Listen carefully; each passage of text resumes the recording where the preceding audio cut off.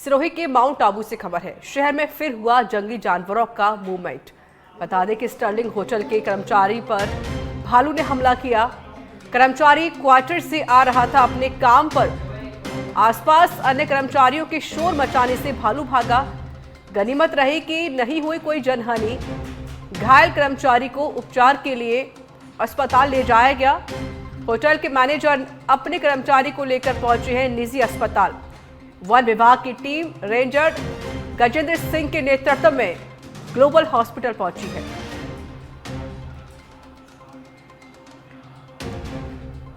Mount Abu से ये जानकारी आपको दे रही है, जहां एक भालू ने कर्मचारी पर हमला कर दिया। तो शहर में फिर से जंगली जानवरों का मूवमेंट देखा जा रहा है। गनीमत रही कोई जनहानि नहीं हुई है और घायल कर्मचारी को अस्पताल पहुंचाया गया है, जहां उसका इलाज जारी है।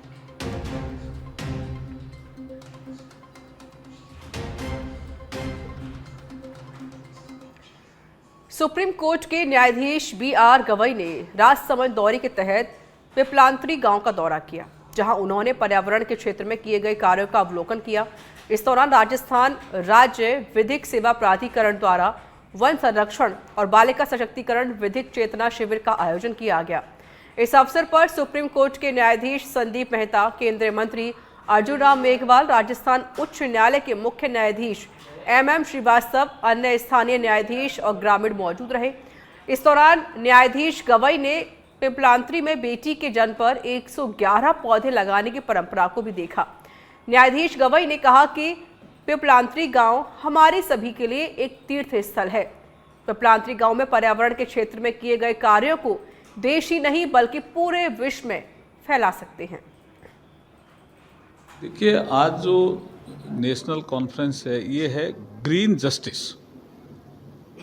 जो हम फैसले देते हैं या किसी भी रूप में जो फैसले हमारे सामने आते हैं, वो हमारी जो ग्रीनरी है, जो हमारी जो विरासत है, उसको हम जिंदा रख पाएंगे कि नहीं रख पाएंगे। इस संबंध में आज एक चिंतन मनन मंथन करने के लिए एक वर्कशॉप थी, नालसा के द्वारा आयोजित एक कार्यक्रम, जिसको हाथ में लिया रालसा ने, राजस्थान ने। और इसमें हमारे ऑनरेबल जस्टिस BR गवई साहब, जो ऑनरेबल जज हैं सुप्रीम कोर्ट ऑफ इंडिया के, सीनियर मोस्ट जज, वो इसमें सम्मिलित हुए। दूसरे जज संदीप मेहता जी भी आए, chief justice Rajasthan high court भी आए, और मुझे लगता है कि राजस्थान हाई कोर्ट के तो अधिकतर जज इसमें सम्मिलित थे। बाड़मेर की धोरी मन्ना से खबर है, जहां रात 8 बजे के बाद भी मिल रही है शराब। ठेकेदार मनमाने दामों में शराब बेच रहे हैं। प्रशासन और आबकारी विभाग पर मिली भगत के आरोप लगे हैं। तो बड़ी जानकारी आपको दे रहे हैं, जहां पर रात 8 बजे के बाद भी शराब मिल रही है। धोरी मन्ना से जानकारी, मनमाने दामों में ठेकेदार शराब बेच रहे हैं, जबकि 8 बजे तक का समय निर्धारित है, लेकिन 8 बजे के बाद भी शराब बेची जा रही है। मिली भगत से ये शराब बेची जा रही है। पुलिस अधिकारी मूक दर्शक बनकर बैठे हुए हैं।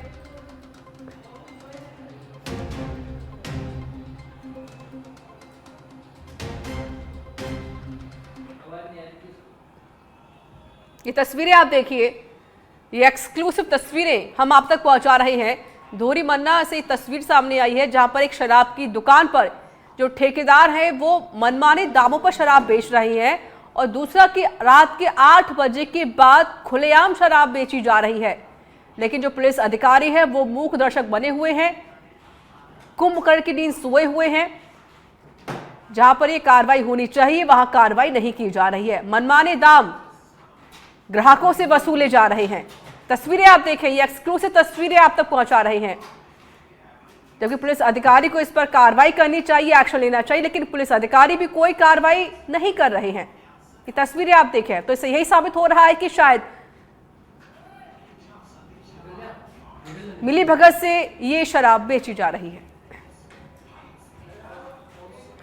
कोटपूतली के बानसूर से खबर है, जहां बानसूर पुलिस की बड़ी कार्रवाई देखने को मिली है। फरार चल रही आरोपी को गिरफ्तार किया गया। फायरिंग के मामले में 2 साल से फरार था आरोपी, जिससे गिरफ्तार किया गया है। तो ये बड़ी जानकारी कोटपूतली से, फरार चल रहे आरोपी को पुलिस ने गिरफ्तार किया है। बानसूर पुलिस की बड़ी कार्रवाई यहां देखने को मिली है।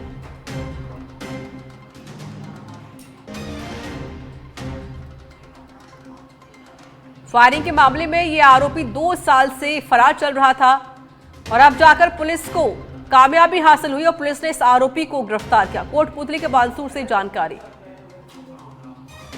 2 साल से फरार चल रहे आरोपी को पुलिस ने आखिरकार गिरफ्तार कर लिया। फिलहाल पुलिस आरोपी से पूछताछ कर रही है और पूरे मामले की जांच की जा रही है।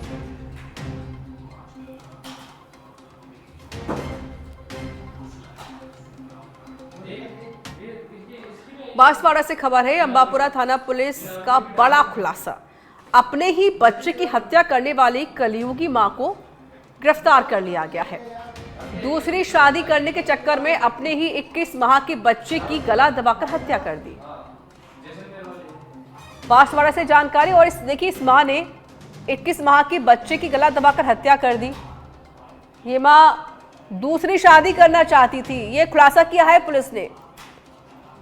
अंबापुरा थाना क्षेत्र का ये मामला बताया जा रहा है। तो बांसवाड़ा से जानकारी दे रहे हैं आपको, जहां इस महिला ने अपने ही बच्चे की हत्या कर दी। दूसरी शादी करने के चक्कर में इसने अपने बच्चे की हत्या कर दी।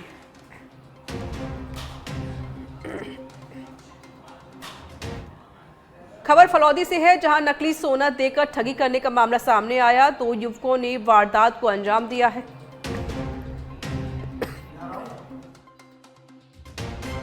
टीवी कैमरे में कैद हुई है वारदात। फलौदी के मलार रोड क्षेत्र की घटना है ये। फलौदी से जानकारी आपको दे रहे हैं। नकली सोना देकर ठगी करने का मामला सामने आया। 2 युवकों ने इस वारदात को अंजाम दिया। मुझे बॉल चाहिए। मैं सोचा जी मेरा गिराक ना टूटे, इस वजह से मैंने दूसरे किसी से बॉल ला के लेके आया था। उसने मेरे को व्हाट्सएप पर फ़ोटो भेजा 14 ग्राम की। फिर उसने मेरे को लोकेशन बताई मलार रोड पर। मैं वहाँ गया, उसने मेरे से बॉल लिया। फिर उसने मेरे को ये सोना दिया। फिर मैं यहाँ पे आकर तोल किया, देख रहा हूँ ये 5 ग्राम है और ऊपर से खोटा भी है। आप पुलिस के पास गए थे? हाँ, पुलिस के पास गए थे, एफआईआर दर्ज किया हुआ है। मैं चाहता हूँ जो वो जल्दी मेरे। चाकसू में शिवदासपुरा थाना क्षेत्र के रिंग रोड पर एक दर्दनाक सड़क हादसे में बाइक सवार युवक की मौके पर ही मौत हो गई। हादसा प्रहलादपुरा गांव का बताया जा रहा है, जहां शिवदासपुरा की ओर से जा रहे एक ट्रक और बाइक की आमने सामने टक्कर हो गई। मृतक की पहचान वाटिका गांव निवासी विकास उर्फ दीपू प्रजापति के रूप में हुई है। प्रत्यक्षदर्शियों के अनुसार हादसा तब हुआ जब विकास गलत दिशा से बाइक लेकर आ रहा था। तभी सामने से आ रहे ट्रक से उसकी जोरदार भिड़ंत हो गई। सूचना पर शिवदासपुरा थाना पुलिस पहुंची और शव को कब्जे में लेकर पोस्टमार्टम के लिए भेजा।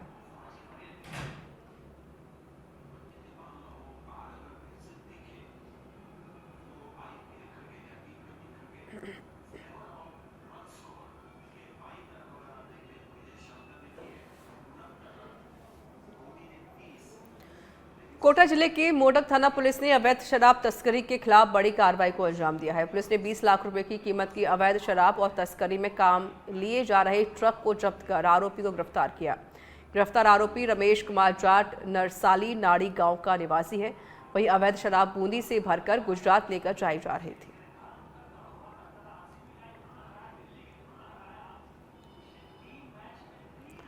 डूंगरपुर के ओबरी से खबर है, ओबरी पुलिस ने की बड़ी कार्रवाई। अवैध बजरी ले जा रहे ट्रैक्टर ट्रॉली जब्त किए हैं। पिपलागुश मोरन नदी पुल के पास नाकाबंदी।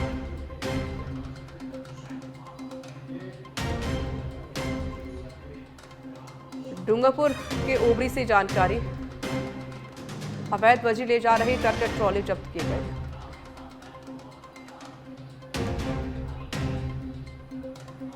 खबर जयपुर से है, जहां सीआईडी क्राइम ब्रांच पुलिस मुख्यालय की टीम ने अवैध शराब तस्करी के विरुद्ध बड़ी कार्रवाई की है। टीम ने दिल्ली अजमेर हाईवे 14 नंबर पुलिया के पास से 12 लाख रुपए की कीमत की अवैध शराब से भरा ट्रक पकड़ा है और आरोपी ट्रक ड्राइवर को गिरफ्तार किया। ट्रक में चावल के कट्टों की आड़ में शराब की तस्करी की जा रही थी।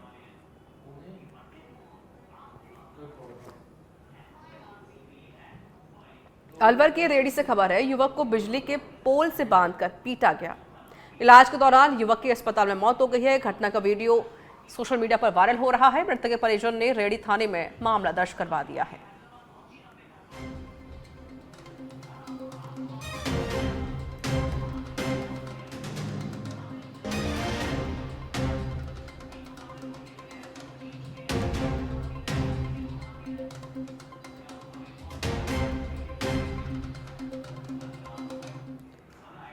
खबर कोटा से है, जहां सरस डेयरी के पीछे झाड़ियों में लगी है भीषण आग। श्रीनाथपुरम स्थित सरस डेयरी के पीछे आग लगी है। 3 दमकल की गाड़ियों से आग पर काबू पाया गया। काले धुएं के गुबार से सनसनी फैली है।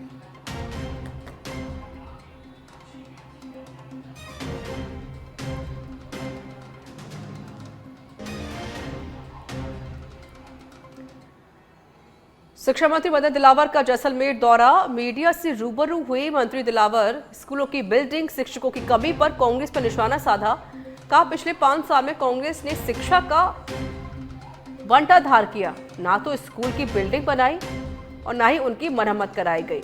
नए स्कूल खोले लेकिन अध्यापकों के लिए पद सृजित ही नहीं किए गए। जब पद सृजित ही नहीं किए गए तो अध्यापक लगाए भी नहीं है। भजनलाल सरकार जब कोई स्कूल खोलती है तो साथ में पद सृजित करती है, जिससे उन विद्यालयों में पर्याप्त अध्यापक भी होते हैं। अभी भी अनुमान के अनुसार 1.5 लाख टीचर कम है। हालांकि हम अब तक 30 से 32 हजार की भर्ती कर चुके हैं। और आने वाले समय और करेंगे, क्योंकि माननीय देखो क्या है, 5 साल में कांग्रेस ने शिक्षा का बंटाधार किया। न तो स्कूल की बिल्डिंग बनाई, न उनकी मरम्मत की गई, और उसके साथ साथ उन्होंने स्कूल खोले तो उसमें अध्यापकों के पद भी सृजित नहीं किए। पद सृजित किए नहीं तो लगाए ही नहीं।